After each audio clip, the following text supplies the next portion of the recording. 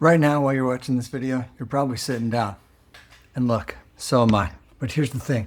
The average American adult spends somewhere between 9 and 12 hours a day sitting, not sleeping, sitting, at a desk, in a car, on a couch. And for most of human evolutionary history, that would have been unthinkable. Today, I want to talk about what that mismatch is actually doing to your body and your brain. And then I want to give you something concrete, something you can do tomorrow morning that the research says actually works. Let's get into it.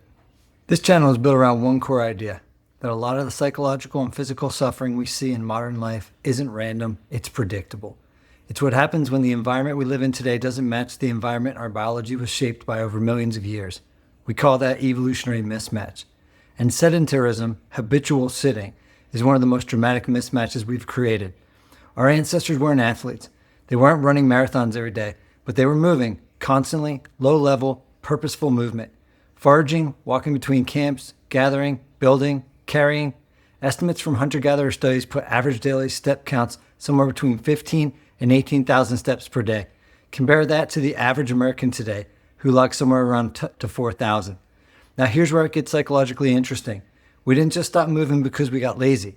We stopped moving because we offloaded movement to our environment, to cars, elevators, desk jobs, food delivery, remote controls. The environment handles it for us now. That's mismatch in action. The behavior changed because the environment changed, not because we changed. So what does that actually cost us? For a long time, the public health conversation around sedentary behavior focused on exercise. Get your 150 minutes of moderate activity a week, hit the gym, take a class. But a growing body of research has been asking a different question. What about the other 23 hours of your day? About a decade ago, a landmark paper by Biswas and colleagues published in the Annals of Internal Medicine in 2015 started turning heads. It was a systematic review and meta-analysis that found prolonged sitting time was associated with increased risk of death and disease, independent of whether people were exercising. People who sat a lot and exercised were still at elevated risk compared to people who simply sat less. That paper helped coin the phrase that got thrown around in every health podcast for the next 5 years. Quote, sitting is the new smoking. Now that framing is a little reductive. Smoking is still worse, for the record, but the core findings stuck. The chair is not neutral. Sitting for extended periods does something to your physiology that a morning workout doesn't fully undo. That raised a really uncomfortable question for a lot of people, myself included, who sit at a desk all day. Is there anything I can actually do about this? That's where today's study comes in. The paper is titled, Do the Associations of Daily Steps with Mortality and Incident Cardiovascular Disease Differ by Sedentary Time Levels? A device-based cohort study. Published in the British Journal of Sports Medicine, 2024, lead author, Dr. Matthew Amati, the University of Sydney. They pulled data from the UK Biobank, a massive biomedical database out of the United Kingdom on over 72,000 individuals. Average age was around 61.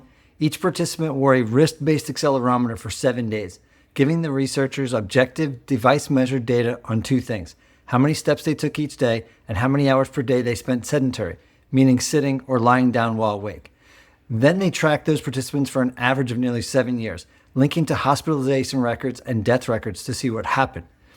Median daily steps was about 6,200 per day, median sedentary time about 10.6 hours a day, high sedentary defined as more than 10.5 hours a day, a low reference point, 2,200 steps per day, exemplified the bottom 5% of participants.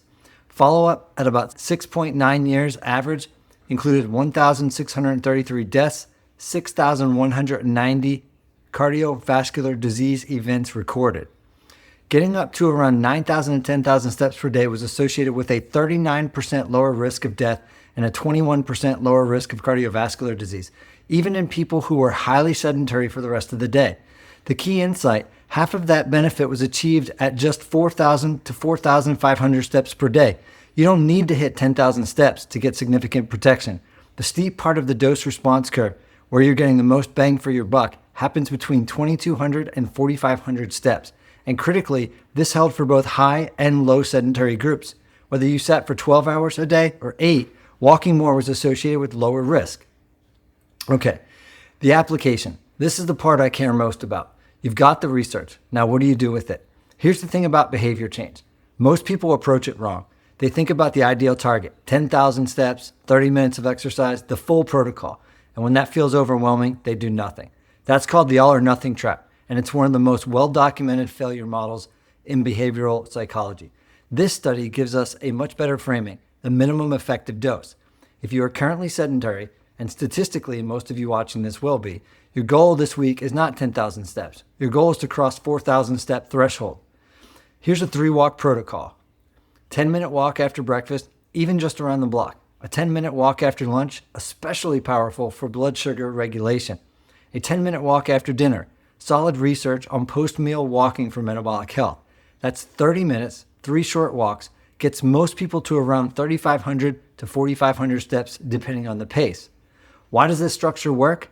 Well, implementation intentions. One of the most replicated findings in behavior change research is that attaching a new behavior to an existing anchor, i.e. after I eat breakfast, I walk, dramatically increases follow-through. You're using the existing structure of your day as a trigger. You don't have to generate motivation every time. The cue does the work. Short bouts stack. A common myth is that exercise needs to be continuous to count. The data on step accumulation says otherwise. 10 minutes 3 times is essentially equivalent to 30 minutes once from a step count and metabolic standpoint. You're working with your biology, not against it. Postprandial movement, or moving after meals, is one of the oldest behavioral patterns in the human repertoire. You're not adding something foreign to your life. You're recovering something ancestral. So let's bring this back to the big picture. We live in an environment that has engineered movement out of daily life, not through malice, through convenience, and our biology hasn't caught up. The result is a mismatch that is, according to the data, costing years off our lives and adding risk of heart disease that most of us don't think about until it's too late. But here's the good news. The antidote isn't extreme. It's not a fitness overhaul. It's 4,000 measly steps. Walk after your meals this week. That's it. That's the application. If this kind of research to practice breakdown is useful to you, subscribe, because this is exactly what this channel is about. Every episode, a new study, a real application, and a reason to look at your daily life through a slightly different lens. I'll see you in the next one.